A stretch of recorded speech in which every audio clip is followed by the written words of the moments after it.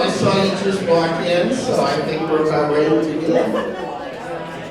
Welcome to the Directorate. It's a great presentation today. For some of the new people, what I try to explain, the Directorate is we're designed to recruit kids that are in college to come to Kansas City and have their careers.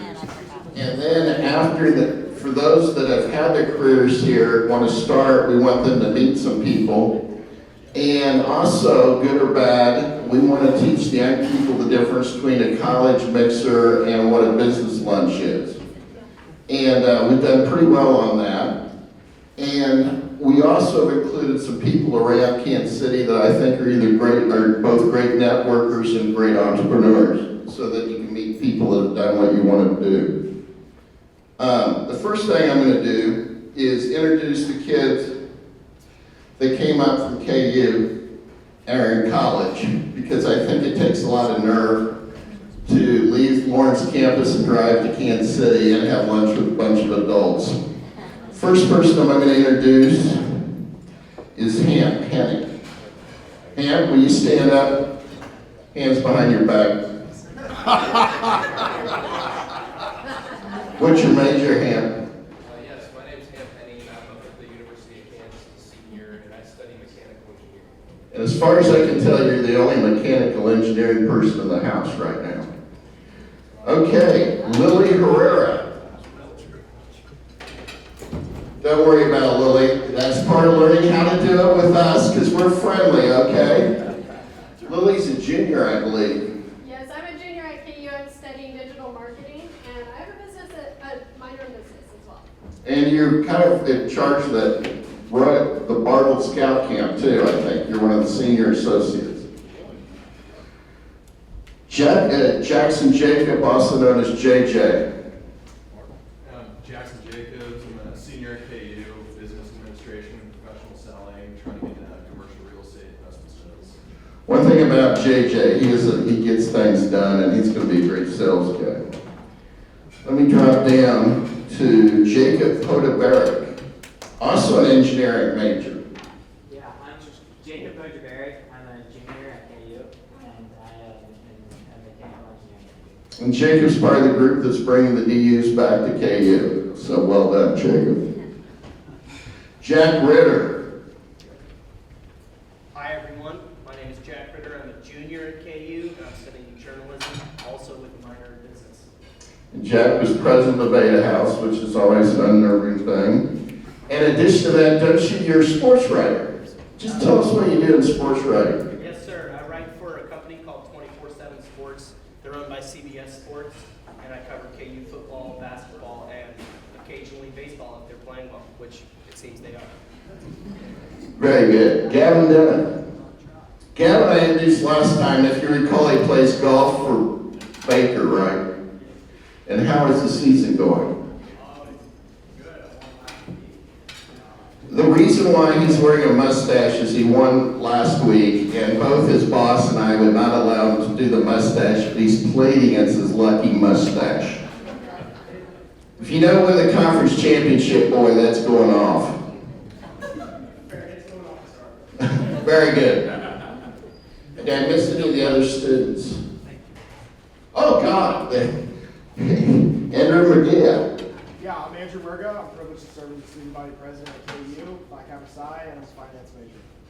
And you're looking for a job, and I know in finance in Kansas City or New York, I think. Yeah. We're trying to convince you to stay in Kansas City. I can't believe I missed the student body president at KU. Me neither. Get the Jack Ritter Award for Jack. I'm going to go to some of our athletes that we have in the crowd. I already mentioned it.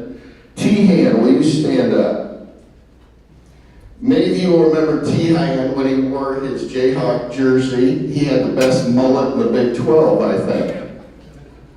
Yeah, probably. One of the only ones. One of the only ones. Now, the SEC, it's more common, but the Big 12, it was a little unique. And tell us what you're doing now. I'm a financial advisor at Merrill Lynch on the T&M Porterfield Wealth Management team. Very good. So you made the transition. And I'm also going to introduce BJ Stadler. Big guy, get up. BJ, I looked it up, he was the first redshirt freshman on the offensive line to play for Nick Saban at Alabama. So we've got Alabama football and KU basketball. Those are pretty two good spectrums right there. And then BJ was one of the guys early on decided he was not going to go pro, and someday we're going to have to come back and tell us about, because that's tough. You got all the dreams, and you realize I'm not going pro, and I got a 2.3 GPA. So he's with the Chiefs, and now he's with UMKC. We're glad to have you.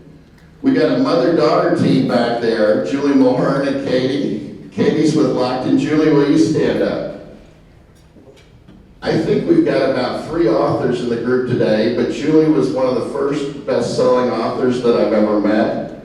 And she's written 31 different mysteries, most of them murder mysteries, and she has written the Country Club of Murder Mysteries series. So I'm just hoping that I never get named in one of those. Thank you, Julie. You might after having me stand up. And we got 2 brothers, the Gray brothers. Now you guys can stand up too. Button your jackets, would you? Hands behind your back. These guys together have been a huge force in the KU fraternities, and particularly the Sig Up House. So they should be congratulated for giving back. I'm going to introduce Brendan Burns because I said something today and nobody couldn't believe it. But Brendan was a baseball player, star player. He went to TCU, but he started his own company right out of college and sold it at age 28 to a private equity firm. So all this stuff I hear about Kansas City, you can't do it here. Brendan's already done his first turn, and I think you're at some point looking for your second or third. Thank you, Brendan. And one guy I've never really introduced before is Trey Martin. Trey kind of followed, went to K-State, but he is the Kansas office director for Senator Marshall. Is that right? Correct. So he gets to hear the local people and tell the people in Washington what's being said at the local level. And that is not easy to keep the translation straight because they really don't want to hear it sometimes. Go get them. And one of the things that I'm going to do today is I'm going to wait just a second. Oh, Miranda White, will you stand up? She's not here. Oh, that's right. She's one that we lost in New York, so that was no fun. But Luke, will you stand up? He was one that we brought back from Chicago. So Luke was with Goldman Sachs in Chicago, and we managed to recruit him back to Kansas City, and he could tell you the pros and cons of going away or being on the inside. But we're glad to have you back. I'm going to let you for a second. I'm going to very quickly, and then we'll have Justin come up and speak. How's that? Early, partly because Justin had so many questions at the table. I think other people will ask questions. So what I'm going to do before I introduce Justin real quick, I'm going to introduce Trish Allenbrand. I know, just for you take a bite. Trish, I wanted you to stand up in that she's the owner of Spaces, and she went from an hourly employee or zero commission, no base salesperson to owning the company. And Trish and Jess and I are in a CEO roundtable. We meet and Tully McCoy, and we kind of hold hands and discuss whether we're going crazy or the clients are going crazy or our associates are going crazy. Still to be determined.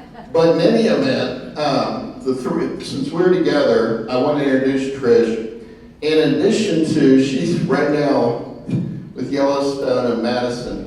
She's living the real life. Her daughter is a professional rodeo, both barrel racing and roping, and just won American Rodeo Regionals in Oklahoma City. So she's looking at a $2 million prize if it works out. But anyway, Trish spends, when she's not running her company, is always out birthing colts. Drives me crazy. Justin, we're going to have you stand up and speak. Justin and I have been together over the years, and practically when he started his company, he was with the Chiefs and then decided to start his own branding company, and I will let you tell the story. And if this technology works, this will be a first. It'll be great. Thank you, Dan. It's honestly, it's just a pleasure to be in a room like this. And I asked Dan yesterday, I saw him yesterday morning, and I was like, the Directorate? That's so mysterious and awesome. What's that? How'd you come up with that name? And he said, I don't know, it just felt right. And it does, it feels right. The Directorate feels like what this group should be called. And so it's an honor to be with you. I'm going to violate one of Dan's standards, and I'm going to keep my jacket unbuttoned because I'm going to be moving around a little bit. But I did wear a grown-up jacket today, not just a t-shirt. So I appreciate it. I know. Anyway. Justin Ricklefs, pleasure to be with you all. I've got 20 minutes, and I wish I had 2 hours. Because what we're going to talk about today, especially for you up-and-comers, bank your whole damn career on what you learned today, is that care can be your competitive advantage. It's not a soft skill. It's not a nice to have. It's not just some trick. It's not a buzzword. It's something you can bank your entire career on, and therefore, your life. So, what I want to walk you through today, pray to the Lord that this clicker works, is a series of slides that unpacks this hypothesis that kept gnawing at me for decades. And I finally, as our fellow authors, I'm learning so much about your work. I'm book 1, not 31. I'm on the road. It just was in me. It was like stirring in me, and I had to get it out. And so I wrote a book called Give a Damn for me. I wrote it for me. I wrote it because I wanted to believe, like, is this BS or is this true? And can this be something that can help others? And so I want to start with a story. When I was an employee, I was on the sales team. I didn't have that professional selling degree like you guys, so maybe that was the problem. But it was at the end of the quarter, and we missed our mark.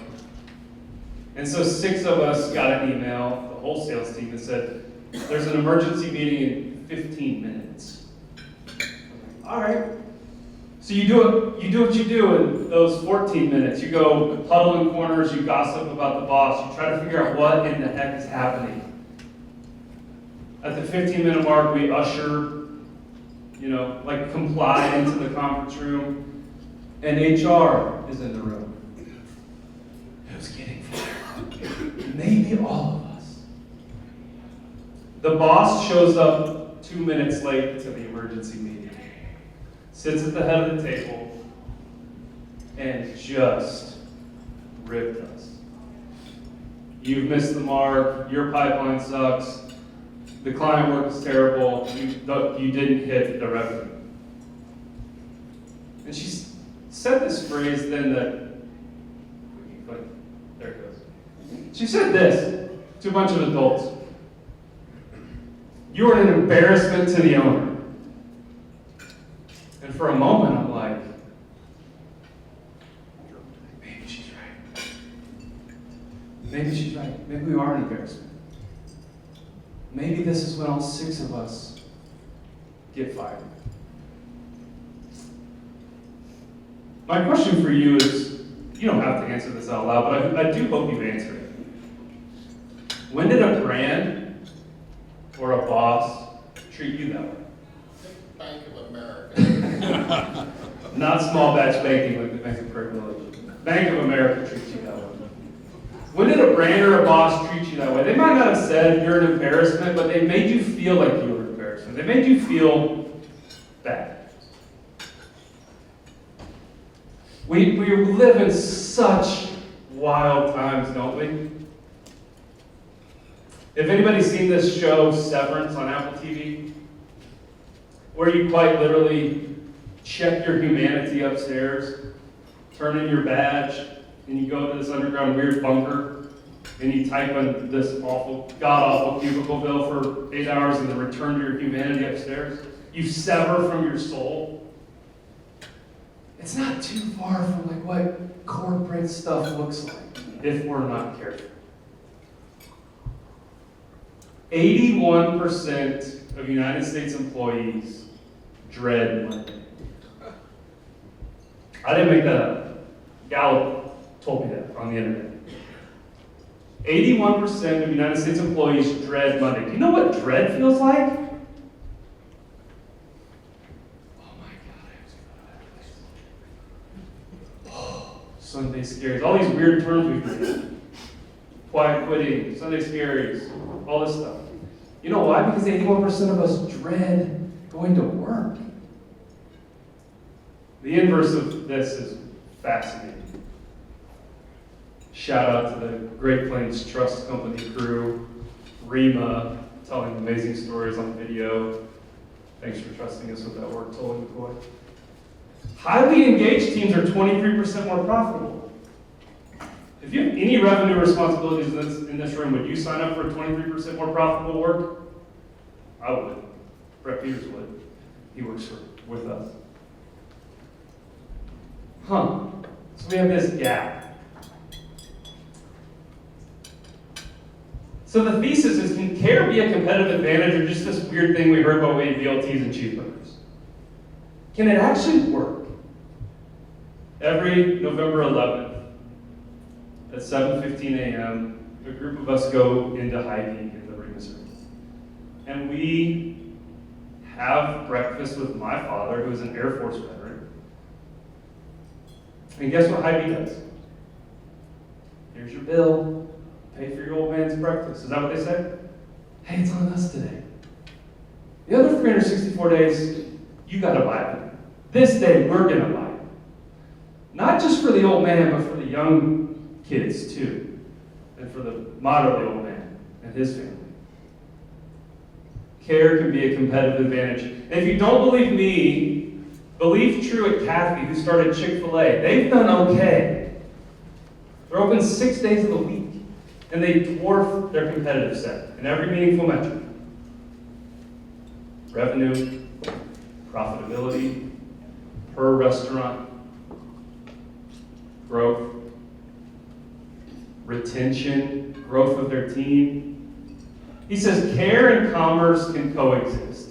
This is not an either choose to be soft and caring and lame and loving and say all these weird soft stuff words. Or just make a ton of money. It's way too binary, and it's not either or, it's both and. And that as leaders, we can choose care and commerce. And so the framing is give a damn. And actually, for me, it started as an employee alongside BJ, the Chiefs. When the HR team said, hey, can you give a presentation to the interns? Yeah, what do you want me to say? I mean, whatever, just give them some advice. I don't have any advice. What do I say? Just tell them some stuff. Okay. So I came up with this 12 years ago. And I said, hey, it's the same thing I'm saying right now. If you want to excel in your career and stand out in such a noisy and nonsensical corporate environment, when everybody's talking about AI prompts, you should just give a damn. What's that mean? Here's what it means. Here's what it means to give a damn. Not hypothetical. Some of you are already on your phones. Take out your phones. Hold them out. Hopefully most of you are iPhone 16 people, or 17. Take out your phone, and the first professional person, not your mom, love moms, but not your mom. The first person that comes to your mind who has cared for you in your career, internship, professor, boss, colleague, client. First person that comes to your mind, and don't judge it. It came up for a reason. Text them and say, hey, Jack, thanks, man. I appreciate you giving a damn about me. And whoever receives that is going to be like, what's wrong with Jack? And I'm going to give you 15 seconds to text somebody and say, thank you for giving a damn about me.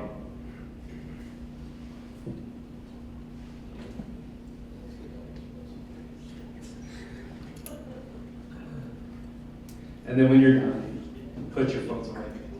I got, like, as I was... Classic flu, I don't know how many people you have to write. I got frustrated. I love to read. I love podcasts. I love audiobooks. I got frustrated with all this, like, theoretical talk about leadership. Like, here's your 2x2 quadrant. If you're stepping to the right, you'll have this perfect manicured leadership philosophy and everything will be great. Brett can attest to this. He works at our place. It's freaking hard. Leadership's hard. Running a business is hard. Hiring people is freaking hard. Firing people is even harder. Finding a client is hard. Making the client happy is hard. It's all messy. We're humans. We're not robots yet. And so I wanted to believe that instead of having the perfect manicured answer, that I could have a conversation about a fire. What does a good fire do? It contains fire in its appropriate place. It generates warmth. It brings people together. It connects. And you sit in circles instead of lines. And you tell stories and you connect and you find each other. And so what I'm going to walk through briefly is the framing in the book, which Dan already bought 10 copies to give away at the end. It's a preview. About what it means to give a damn. And it's 3 simple sides of a triangle. The first and the bottom side, if you hear nothing else today, walk out of here and be like, man, they paid for my valet, they paid for my lunch, and they told me that it costs $0 to give a damn. It costs $0 to give a damn. Effort's free, attitude's free. Just like coaching a 4th grade youth basketball team, you can say, play hard and have a smile on your face. It doesn't matter if you're an introvert, an extrovert. It doesn't matter if you're a woman, a man. It doesn't matter what Enneagram type you are, what working genius you are. It is free to give it. And then how do we apply effort and attitude to 4 C's? And as leaders and as folks building our careers and then therefore our impact, these are the traits that aren't soft, they're not weak, they're not ever going to go out of style. The first C is curiosity. In its most simple form, lead with it. Ask the question. Jack and I had a lovely conversation at lunch, and he had a wonderful question, and I was like, I don't know, man, like, tell me more about your story. Because I don't know. I can't give him any answers on his life. I want to hear more about his story. Anybody know Nate Bargatze? If you're 40 plus, you do. Okay. I wasn't. So I'm going to let Nate give you insight into my actual life. He's way funnier than me, but this is exactly my life. My wife is the man of our house. And it can become hard because she'll hire someone to fix something and they always come talk to me. I just think they're used to talking to husbands and they come to me and I'm like, I don't know why you're here.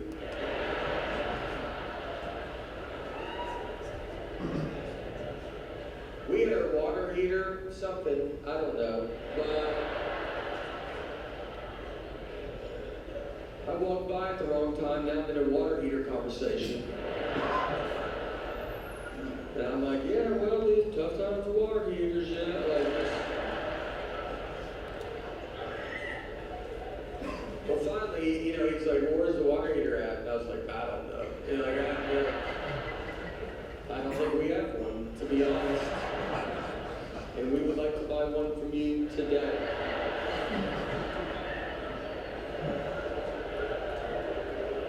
So if we could go out to your truck, I would love to pick one out. And he was very confused by this. He didn't know what to say, but it's a new time. So he was like, is your husband here by any chance?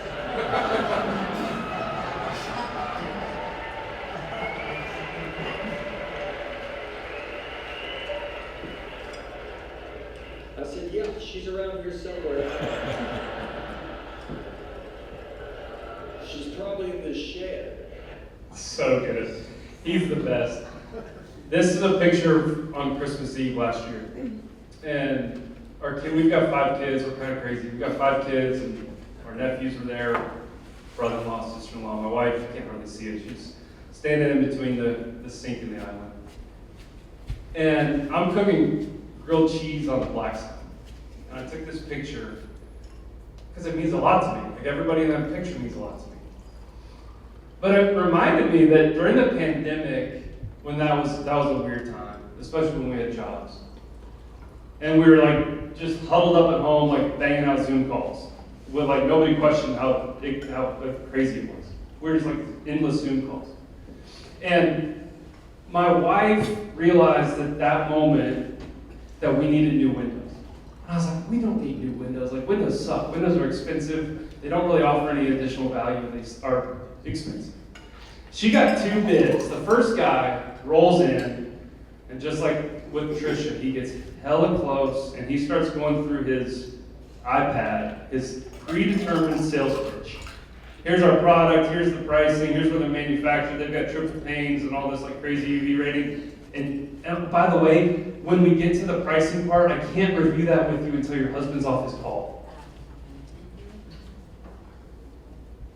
Brooklyn, see though. It's like, yeah, I really don't care about your windows.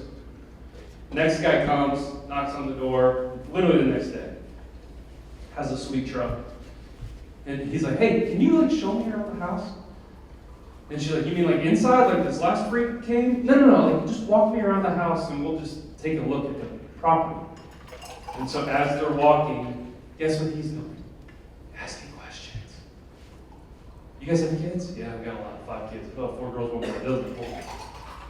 Oh, you back up to woods? Do you guys ever see deer? Yeah, I've seen a lot of deer. My husband's weird, he feeds them, buys corn at Walmart. What windows are giving you trouble? These 2 right here. Do you have anything in particular that makes this timeline interesting? Yeah, our oldest daughter's graduating high school next year, and we want to host a grad party at our house, and we want the damn windows to work. Who do you think won the window business? The curious one. The second is compassion. We're going to fly through this. If anybody has not read Arthur Brooks, you should. Brett Peters is on Arthur Brooks' Bender, and it's really fun to watch. He's a terrific author. And he has a quote that he says, compassion is hard as flint. It is not easy to be compassionate. It is easy to not give a damn. It's easy to not care. It's easy to complain. It's easy to criticize. It's easy to blame the boss. It's easy to say the client sucks. It's easy to not be compassionate. Compassion is hard as flint. On a random Sunday a few months ago, I didn't even know hockey was still being played, and all of a sudden it was on, and America beat Canada. And I was like, I love hockey, this is amazing. And then after the game, 3 dudes start skating around with the number 13 jersey. I don't know if you knew, you're probably better American than me. I didn't know who that was, I was like instantly Googling, or AI. Who's number 13? Who's Gaudreau? Spelled his name wrong. He passed away. Leaving behind a wife and 2 kids. Right this moment, I'm getting chills. I'm like, damn, those hockey players like went and got his jersey. And then like 3 seconds later, there's 2 dudes without teeth and big pads on skating onto the middle of the ice with 2 kids. Y'all have been kids, and some of us have kids. A moment in time that would have been just fine had they not done that. But they chose compassion. They said, his widow is in the stands, and so are his kids. Go get them. Somebody said, go get the kids. And there's TikTok video of that exchange, and it is glorious. That's what compassion looks like. Taking action on empathy. Not just being empathetic, but taking action on empathy. Jack and I shared this. I love getting to hear some of your story. He took the Give a Damn leadership assessment before he showed up. Gold star. And his biggest area of growth was clarity. It was the hardest part of the book for me to write. Brene Brown said it way more concise than I can. Clear is kind. And then therefore the opposite of that is true. Being unclear is unkind. Brett knows this.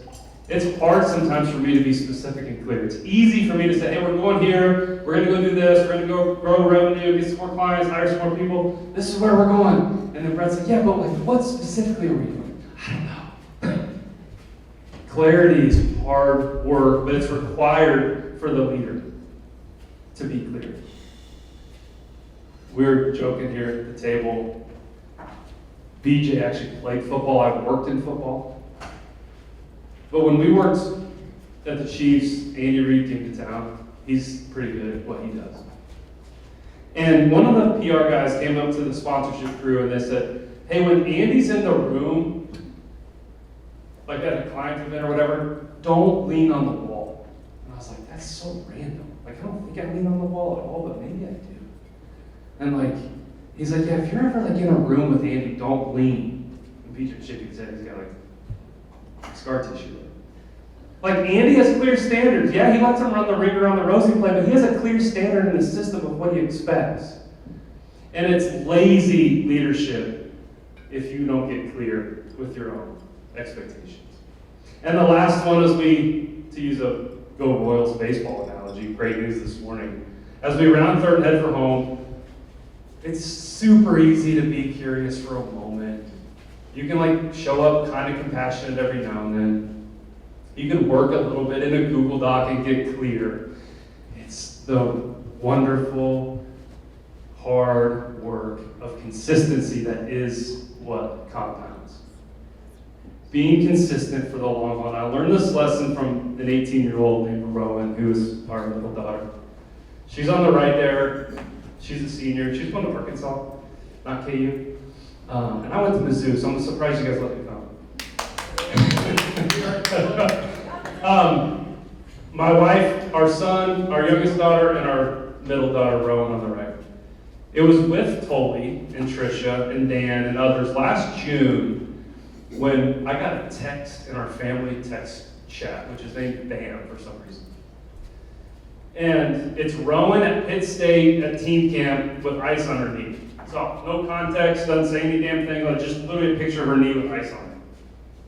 My wife's the intuitive one, but in that moment I was like, oh, she tore her ACL. I just knew it.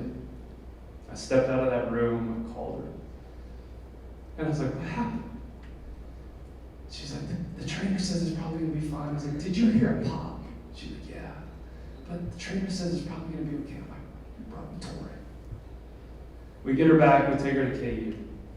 And Dr. Volpe, same doc who works on the KC Current athletes, said, yeah, MRI confirmed it's torn. And she didn't beat her on any bushes. She's like, her senior year is done. She's not going to get to play varsity basketball as a senior. And unlike BJ and some of you others in the room, she was not a college athlete. She's a high school level athlete because of her dad. And she was devastated. Senior year's over. And in that moment, though, something flipped in her that she didn't tell anybody about. But she just got up and she went to work. And she put in the work. She went to PT. She showed up for practice. She showed up to the open gyms. She couldn't even play. She's crunching around. And she's getting rebounds for her teammates. And she's going on the away trips. And she's writing handwritten notes for the freshmen. And then as good stories would have it, she gets cleared like the week before senior night. She's like structurally fine, definitely not ready to play. Like 70%, right? PT says, hey, coach is cool, we're cool with you playing. Like the throwaway minutes. Coach does something brave and courageous, and he's like, no, not just the throwaway minutes, we're going to start you on senior night. We're going to announce you, you're going to run out, you're going to do the whole thing. And you can't make this up. But this is what happened on the very first possession of the game. Less people than who watched BJ play at college.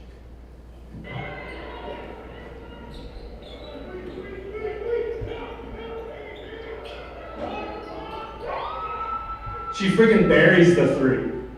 And I swear, I've probably watched that video 200 times. I like slowed it down. I took it. My wife screamed. This random JV dad in the front was like, yeah! He doesn't even know who Rowan is. Coach is like going like this. Coach is like fist pumping down the sideline. The scrub, like freshman girl who got pulled up is going crazy on the bench. It's like that's what consistency does. It raises the level of the room. Fitting that this quote is here given today's Royals news. Rex Hudler, who works on the broadcast team, was on our podcast. And he said this, he probably didn't even make it up, he probably heard it from somewhere else, but he said this quote that I'm like, all right, bro, I'm listening.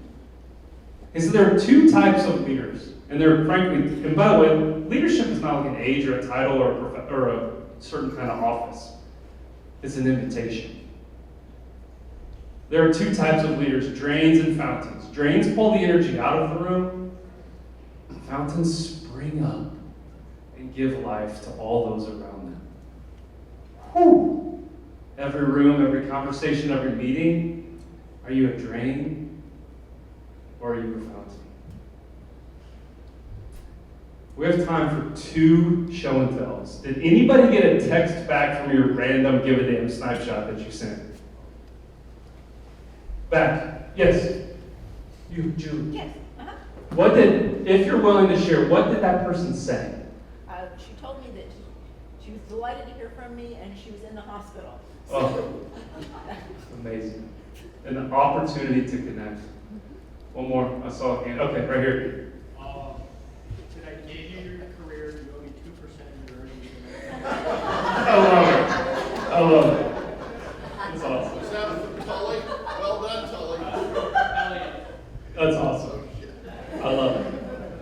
Do we struggle as a society to hear kind words and to offer them? It's easy to say, hey, you missed the mark here, you sucked here, you weren't good here.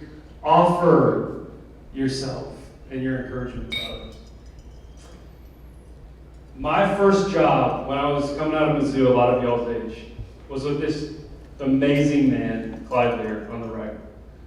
And I won't tell all of the Clyde stories, but I'll tell one quick one. Brooke and I were recently married. We had our youngest daughter at the time, who's now a college graduate. And Camden was like 6 months old, and we were at our first sales academy, learning how to sell sponsorships. Kind of like Dan Bolen, actually. Clyde was rocking a cigar, and I could just tell. I was like, this bro is wealthy, and he's important, and he's got power over my career. He was the boss. He's the CEO. Clyde walks up to me, and he's like, hey, how's Brooke? I'm like, how do you know who Brooke is? I'm like the 22-year-old punk kid that just got hired for $23,000 a year plus crappy commission. And he's like, you guys had a baby recently, right? How's she? Are you guys getting any sleep? The CEO of a $100 million company. What do you think happened in me in that second towards Clyde? Whatever you ask me to do, sir, I will run through the wall for you. Clyde showed me that care is a competitive advantage. Not can be, it is a competitive advantage. He helped me see that through his curiosity, I could move from being self-focused to others-focused. That through his compassion, I could help be moved from being guarded to engaged. Through his clarity from just winging it, like just showing up and be like, oh, no, figure it out, to being specific, methodical, precise, and performing. And through his consistency from being this, like, I don't know, man, I'm just a cog in a big machine. Nothing I really do even matters here. I'm going to sit in the cubicle and shut up and comply with you, and I'm kind of embarrassed to even be here. To believing that give a damn is the way. If you, like Jack, want to take your own give a damn assessment, and or you want these slides emailed to you, there's a QR code. You can snap a picture, and I'll send those to you later today. I think we've got time for some questions. I've got one last story, Dan, if you're okay with it. Yeah. Everybody good? You guys are like action-oriented folks, okay? You go to a thing called the Directorate. Here's my challenge, my encouragement. Don't just leave this at a lunch conversation. Take action. What's one conversation, one thing you can own, or one thing you can change? Do the thing I do and send an email to yourself. What's one thing you can take action on? One conversation you can have, or one thing you can change? Last July, building a business is hard. Building a life is hard. I went to this place called Conception Abbey. And I did a 2-day, which is hard for you to believe, I'm sure, after hearing me talk. I did a 2-day silent retreat where I couldn't talk. I didn't have my phone. I didn't have a laptop. I just had to watch monks chant and pray and observe. And I was struck by Father Paul. He would begin every session. We had these 4 little mini sessions in the midst of all the rest of the stuff that the monks were doing. And he had these matches. They weren't Give a Damn branded, but we do have Give a Damn branded free matchbooks if you want afterwards. And he would strike this match. And I was dead in the middle of writing this book, like dead in the middle. And I was like, oh my gosh, the creative endeavor, right? Like, sit in the seat and do the work, and then watch when the muse shows up. I was like, oh, there's the symbol for the book. It's the match. And that let me use my voice. We all carry these around with us in every meeting, every moment, every conversation. And like I've done, I was telling the stories in the book, I fired a person once who didn't know she wasn't performing well at her job because I was so afraid of telling her the truth. We have the ability to strike matches and cause harm, inflict pain, wound people, burn them. That was not fun. And at the very same time, we've got the ability, if anybody's ever been to a Christmas Eve service of any religious variety, and you all have these unlit candles, and one person walks out of the weird room that's like usually back to the left with a flame, and they light that flame and then start passing it along. We have that same ability to light our match and give our power away to someone else and spread the good. And as the book ends, the very last phrase of what I'll leave you with is that literally all it takes is one spark. Thank you. Okay, we do have time for like 2 minutes worth of questions. Do we have any? Yes, sir. So, whether it's a business or social setting, I think we all want to have, more than just like surface level conversations, because we actually, most people I would say do care. Yeah. They want to show people they care. Yeah. Do you have any kind of conversation starter questions you'd like to ask people to kind of get the ball rolling? Man, what a lovely, awesome layup question for me. I did it twice here. It's like, just ask, what's your story? Instead of what do you do, like, what do you do is so lazy. Can we never ask, what do you do again? We're not just like people who work at certain places. We have a much broader human interest than that. Tricia, what's your story? What was your name? David. David. What's your story, bro? That's just my go-to. I also ask a lot, like, who are you, man? Tell me a little bit about yourself. Which is much more interesting than what do you do? Because we're just programmed and trained to be like, well, I'm Justin. I'm the CEO of a brand agency, and we did $2 million in revenue. We have 7 employees, and Brett Peters works for, like, that's part of me, but it's not at all like my full story. So the move is, hey, what's your story? That's my move. I always ask, where'd you grow up? Where'd you grow up? It's safe usually, Yep. unless you're from Salina. Or if you're a zoo guy, you can laugh at it. Any other questions? Feedback? BJ? So you were talking about pride. And with pride, you kind of sure there was friction. There's a friction zone that typically happens in any career where there's challenging you to kind of grow out your comfort zone. Obviously, you took that care at a moment apart. Yeah. But when he came to you at any point of a friction zone saying, hey, I need you to do more, how was that happen? Yeah, Clyde's a great example because he would also, like a good coach, I didn't play for Nick Saban like you did. But like, don't mistake this, okay? It's a really good question. Don't mistake nice for kind. Being nice is avoidant and soft and like not rooted in the other person's interest. There's an awesome clip from the women's Final Four, and some coach is just ripping her players. They're just up in her face screaming at her. She's like, I know you got more. I know you can give more. Like, you don't have to be soft and nice. So Clyde would come at me. Trisha comes at her people. Dan comes in. But it's based in care and love and trust. And if they know that you care for them, they'll receive the hard thing. If anybody's had a kid, it's just like, oh, cool, you should be on your screens all day. That'd be awesome. Like, you say some hard things to them, but it's rooted in love and care, not in anger and shame. One more question. Jack, what are you going to take away from this, boy? I think there are some great leadership points that I want to take back. I love your point about clarity. When I was the president of Beta last semester, I wasn't always clear with the people on my exec team, and so that's something that I'd like to bring back during my time as a leader. Thank you.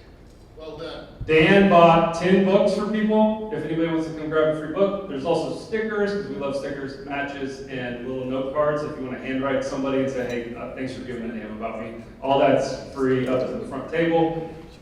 I'm so grateful I got to meet you all. What a fun day. Thanks for having me.